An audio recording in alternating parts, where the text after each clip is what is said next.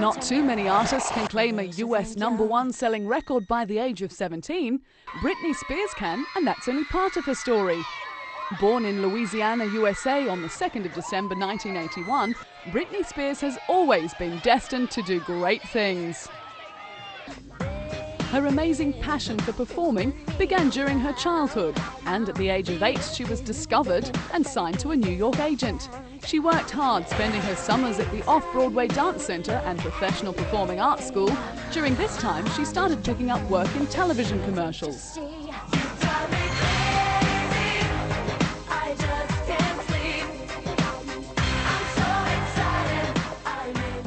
It wasn't long before every little girl's dream for Britney came true. She was cast on the Disney Channel's Mickey Mouse Club show, where she appeared alongside Christina Aguilera and Justin Timberlake. The show was perfect exposure for the talented artist and gave her the leg up she needed to record her first album through Jive Records. The album Baby One More Time was released in 1999 and became one of the best-selling records that year.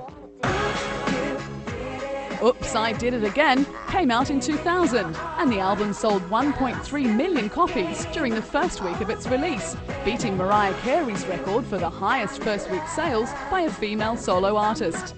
While the world was whizzing wonderfully around her, Britney opened Nyla, a restaurant in New York, but dedicated to the taste of Louisiana. Britney's incredible hard work had paid off, and she found herself in the running for Best Pop Vocal Album and Best Female Pop Vocal Performance at the 43rd Annual Grammy Awards. Lucille Wagner! We're gonna be late.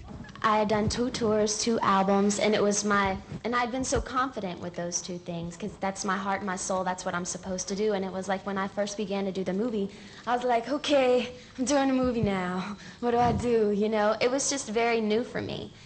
Unfortunately, the critics weren't as enthusiastic about the movie as Britney was.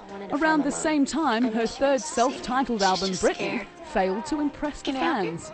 Britney was trying to grow up and inject a more mature range to her list of talents. What we have is now. And right now, we have each other. During all these changes in her career, Britney struck the headlines again, this time over the breakup of her well-documented love affair with NSYNC band member Justin Timberlake and the divorce of her parents. Could it get any worse? If you take a nomination for the Worst Actress Razzie Award seriously, then yes, it could. For the first time in this category since 1981, she won the Razzie for Worst Actress, but it was in good company, tying the position with Madonna for her role in Swept Away. That's enough. Enough indeed. Britney decided to take a 6-month break from the business, and the press played the scenario of a breakdown waiting to happen. Britney stood up to them all and chose People magazine as the outlet to air her side of the story so far. While Britney takes time to rebuild herself, her career and her confidence, she has been out and about enjoying her freedom. There is nothing like a light-hearted cameo in Austin Powers' Goldmember to cheer anyone up. Yeah, baby, yeah! And what about that romance with Colin Farrell?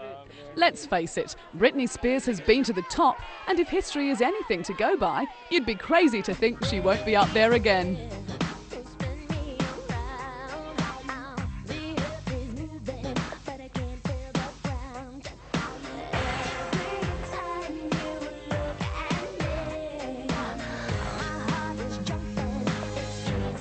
See,